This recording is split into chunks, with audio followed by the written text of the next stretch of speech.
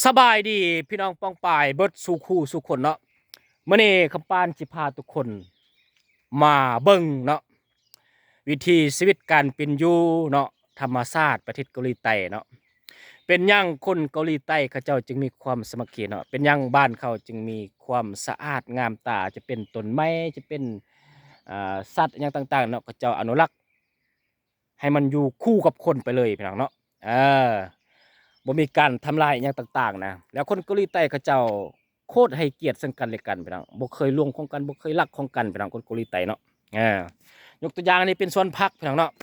ทางนั้นก็เจ้าหนึ่งนะทางนี้ก็เจ้าหนึ่งพี่น้องติดกันนะคนเกาหลีใต้นี่บ่เคยสิเอาของอันน่ะกันมากินนะแบบโดยที่ว่าบ่รับอนุญาตเนาะคนเกาหลีใต้ก็จะบ่เฮ็ดเด็ดขาดต้องอนุญาตก่อนพี่น้องเช่นหยังก็แล้วแต่พี่น้องคนเกาหลีใต้นี่เขาโคตรนับถือซึ่งกันและกันพี่น้อง แล้วเบิ่งต้นไม้ใบหญ้าเนาะเขาเจ้ายังอนุรักษ์ไว้แบบอยู่ดังเดิมพี่น้องเขาเจ้าบ่ทำลายเนาะคนเกาหลีใต้เนี่ยเขาเจ้าห้ามบ่ให้ดังไฟพี่น้องเจ้าสิเฮ็ดหยังก็อย่าสมมุติว่าเจ้าสิอันน่ะเฮ็ดเฮือนเฮ็ดนี่เนาะเจ้าสิอันน่ะเอาอันน่ะรถหยังต่างๆเอาจักรมาตัดเนาะมาเฮ็ดเฮือนน่ะเขาบ่ให้จุดเด้อพี่น้องเด้อเขาบ่ให้จุดเด็ดขาดบ่ให้ดังไฟพี่น้องไผสิดังไฟแบบหยังต่างๆนี่ถูกปรับไหม้พี่น้องคนเกาหลีใต้เนี่ยเขาจะบ่ให้ดังไฟเนาะ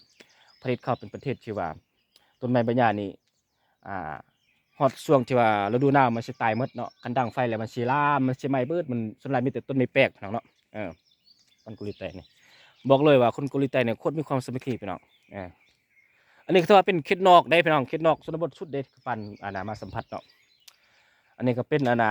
ดอกไม้เนาะคนเกาหลีใต้ก็จะเอามาสกัดเฮ็ดน้ำหอมพี่น้องบอกเลยว่าโคตรหอมพี่น้องโอ้หอมติดเลยพี่น้องอืมเอา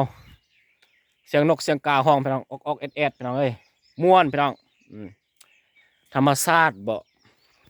อาจจะเป็นสัตว์ป่าบ่สัตว์ป่านี่มันบ่ย่านคนเลยพี่น้องเออเฮาเห็นสิเฮาเห็นมันย่างไปเป็นหมู่จังซี่นี่มันสิแล่นมันก็บ่แล่นนี่พี่น้องเออเพราะว่ามันลืงเคยกับคนนะเพราะว่าคนมันบ่ทำลายมันเนาะมันก็บ่ไปใส่เนาะมันก็อยู่เขตที่ธรรมชาติที่ว่ามันเคยอยู่เนาะเออมันบ่ได้ไปใส่เด้ป่าคือเดียวการหาป่าคนกุลิไตนี่ฮอดช่วงเขาให้ห้าเขาให้ห้าเด้ช่วงเขาอันน่ะสงวนไว้เพื่อให้มันเกิดลูก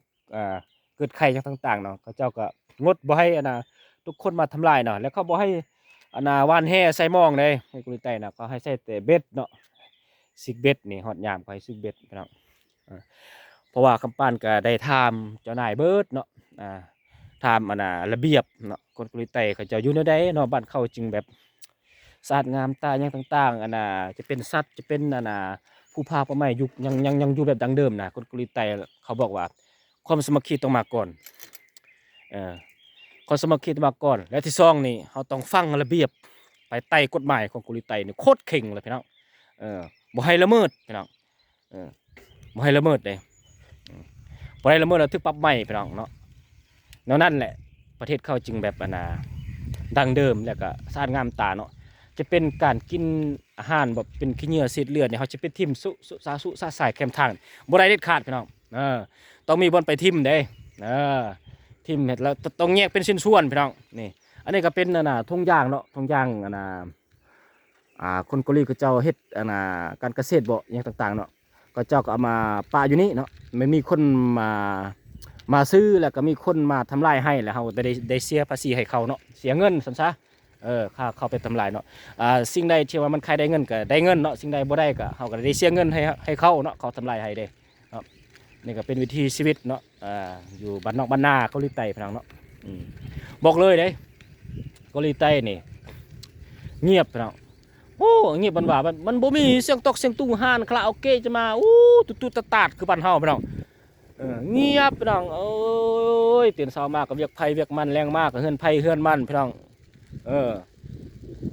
อ๋อบอกเลยว่าเลยเนาะโคตรได้ใจเนาะเอาก็เอาสำเนียงมาฝากเนาะอย่าลืมกดติดตามด้วยพี่น้องเด้อเป็นกำลังใจให้กับปานกาซีอินดีเบิร์ดสุขุสุขนบายบายพี่น้องโชคดีพี่น้องเอ้ย